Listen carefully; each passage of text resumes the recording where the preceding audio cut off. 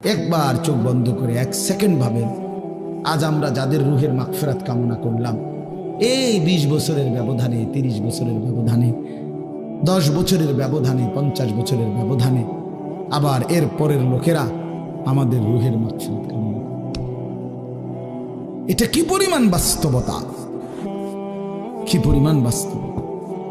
এটাকে অস্বীকার করার, না বুঝার কিছুই নাই, মৃত্যুকে না বুঝার কিছুই নাই। কারণ এত বেশি জলজ্জান্ত আল্লাহ তাআলা এটা আমাদের সামনে দেখাইছেন, এত মানুষের মৃত্যু আল্লাহ আমাদের সামনে দেখাইছেন, এটাকে অস্বীকার করার, না বুঝার কিছুই কিছুই নাই। গাফেল সন্তান কোনো কিছুতেই যাকে কোনো আসর করে না। আহা, আপনারা জানেন না, আপনাদের এক এক ছেলের অবস্থা হলো কলিজাটা পাথর হয়ে গেছে, কোনো কিছুই তার কলিজা নাড়ায় না। এত শক্ত জানোয়ার যে খোদার 365 দিনে কোনো দিন ফজরের নামাজ পড়ে না, একদিনও না। মানুষের বাচ্চা এত বড় জানোয়ার হয় কেন?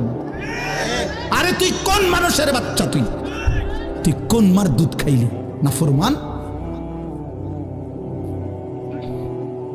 কেমনে মানুষ হইল?